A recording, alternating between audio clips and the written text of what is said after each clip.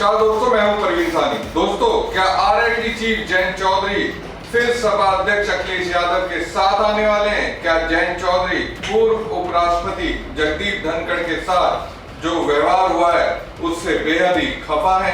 अखिलेश के बेहद ही खास नेता ने जयंत चौधरी को ऐसा क्या संदेश भेजा जिससे ये सुगबुगाहट तेज हो गई कि जयंत चौधरी एनडीए से दोस्ती तोड़कर अखिलेश के साथ आने वाले हैं? और क्या अखिलेश यादव भी चाहते हैं जयंत चौधरी उनके साथ नजर आए? क्या माना जाए मोदी शाह के खिलाफ अब जयंत जल्द ही बगावत करने वाले हैं?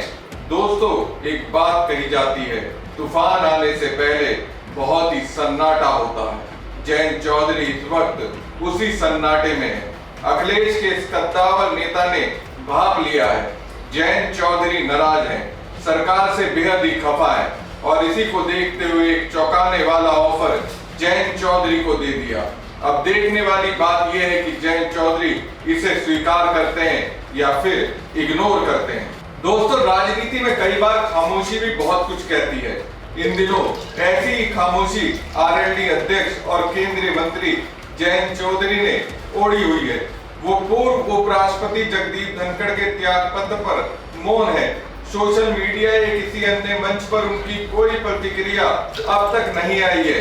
खुद उनकी पार्टी के लोग भी इस पर चकित हैं। सर्वविदित है कि आरएलडी के एनडीए से मिलन में पूर्व उपराष्ट्रपति जगदीप धनखड़ की अहम भूमिका रही थी। इसके साथ ही धनखड़ और जयंत के मधुर संबंध भी जग जाहिर है। जब से धनखड़ ने इस्तीफा दिया है वो उनके मैटर पर कुछ भी नहीं कह रहे हैं। हालांकि जयंत चौधरी अपने एक्स और फेसबुक पर खासे सक्रिय हैं और शिवरात्रि की शुभकामनाएं सहित अपने मंत्रालय की उपलब्धियों के संबंध में पोस्ट करते रहते हैं।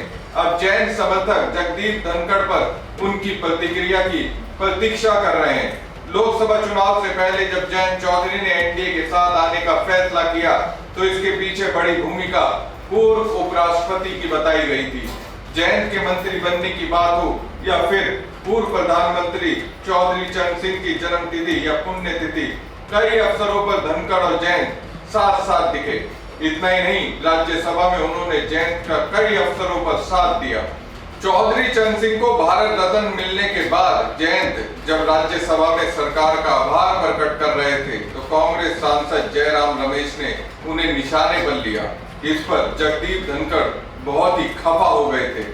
उन्होंने यहाँ तक कह दिया था कि जयराम रमेश के व्यवहार से वो इतना आहत हैं जितने अपने पुत्र के निधन से भी नहीं हुए थे। जगदीप ने कहा था कि रमेश इस सदन के लायक नहीं है। जिस तरह सदन में धनखड़ ने जयंत का साथ दिया उसी तरह जयंत ने भी संबंधों को भरपूर निभाया। पिछले मानसून सत्र में सपा सांसद जया बच्चन और सभापति धनखड़ के बीच तीखी बहस हो गई थी, जिसके बाद जमकर हंगामा हुआ। आरएलडी नेता जयंत चौधरी ने जया बच्चन के बयान और उसके बाद विपक्ष के रवैये को लेकर सवाल उठाए और निंदा प्रस्ताव पर बोलते हुए कहा था कि विपक्ष सुनियोजित तरीके से ऐसा व्यवहार कर रहा है। तो दोस्तों, जयंत चौधरी अभी खामोश है और उनकी इसी खामोशी के बीच सपा अध्यक्ष अखिलेश यादव के करीबी विधायक ओम प्रकाश सिंह ने एक्स पर पोस्ट किया और लिखा, क्या जाट नेतृत्व और जाट भूमि से आने वाले जनप्रतिनिधियों को यह पीड़ा नहीं हुई कि जगदीप धनखड़ जैसे प्रतिष्ठित व्यक्ति के साथ सरकार ने किस प्रकार का व्यवहार किया? जिस तरह से उनकी विरासत को मटिया मेट किया गया और बिना किसी सम्मान दिए विदाई के उन्हें पद छोड़ने को मजबूर किया गया। क्या वो अपमानजनक नहीं था? वही स्थिति दुष्यंत चौटाला और सतपाल मलिक के साथ भी देखने को मिली थी और आज फिर वही इतिहास दोहराया गया है। सरकार में रहते हुए जयंत चौधरी जैसे सहयोगियों को केवल एक राज्य मंत्री का दर्जा दिया गया है। ये साफ संकेत है कि सम्मान नहीं, केवल उपयोग किया जा रहा है। अब समय आ गया है कि आप अपने समर्थन पर पूर्ण विचार करें, अपनी जातीय गरिमा और आत्मसम्मान की रक्षा करें और सरकार से सवाल पूछें। अब समय है समाजवादी पार्टी के साथ एकजुट होकर अपनी आवाज बुलंद करने का। जाट की जुबान और ईमान दोनों पर भरोसा किया जाता है, लेकिन अपमान सहा नहीं जाता। दोस्तों, ओपी सिंह गाजीपुर के जमनिया विधानसभा से विधायक हैं। वो 7 बार से विधायक हैं।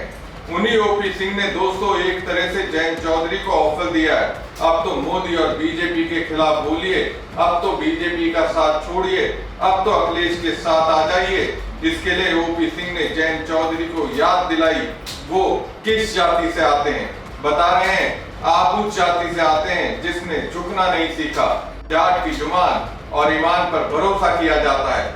जाट कभी भी स्वाभिमान से समझौता नहीं कर सकता है। अब ये बातें ऐसी हैं जिससे मुझे लगता है कहीं ना कहीं सपा के रणनीतिकार चाहते हैं जयंत चौधरी वापसी करे, फिर से उसी फॉर्म में बीजेपी से भिड़े, उन्हें आईना दिखाए। दोस्तों ओपी सिंह सपा के कोई छोटे मोटे नेता नहीं है।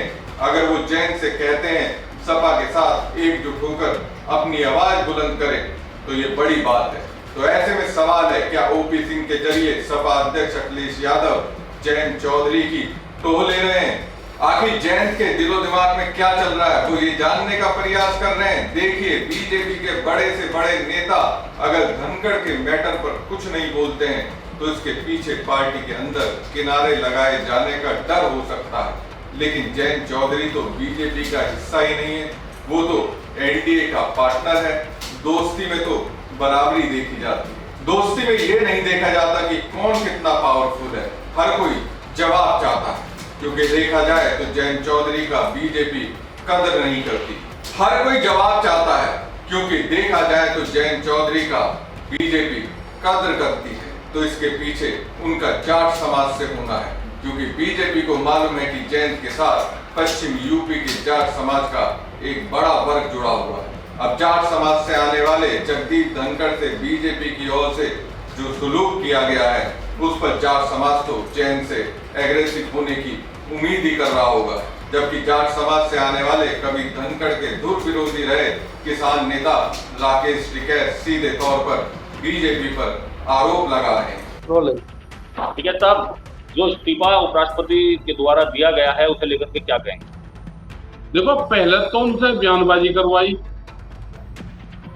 किसानों के पक्ष में बयान दिलवाए, ग्रामीण पृष्ठभूमि के बारे में बयान दिलवाए, एजुकेशन पर दिलवाए, और फिर बीमारी का बहाना लगा के ये मैसेज है गांव के लोगों ने बताया।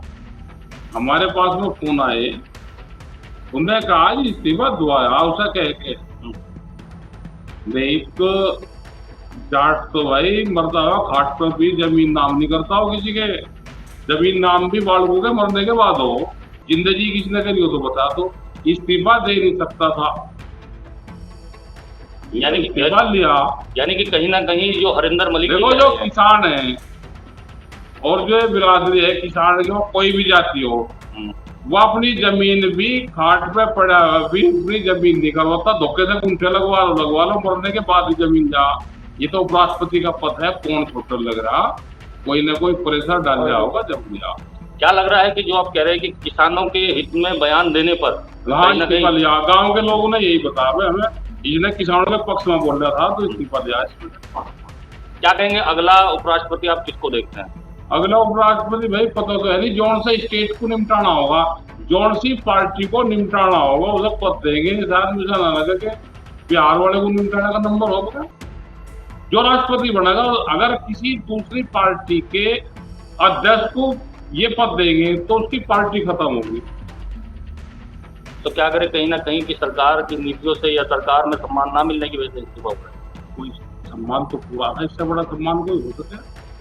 क्या पता क्या मंत्र पिछला होगा। क्या लग रहा है कि बीमार भी थे जो ना कोई बीमार नहीं थे। हमने तो बताया जाट तो खाट पर लौटता हुआ नहीं इस्तीफा देने का, अपनी जमीन नाम नहीं करने का। कहीं ना कहीं दबाव रहा। आखा जम जा जब तो मेरा मानियो, कहाँ बीमार है? कोई बीमार नहीं, जबरदस्ती। क्या लग रहा है कि और भी कोई लोग हैं इस लाइन में? ऑनलाइन में बहुत रहेंगे जो भी आंख से दिखा होगा किसान के गांव के प्रति बोल लगा, वो सारे लपेटे मारूंगी। इस्तीफा होगा तो इस्तीफा होगा या जेल होगा। सुना आपने राकेश टिकैत क्या कह रहे हैं? इस्तीफा लिया गया, दिया नहीं।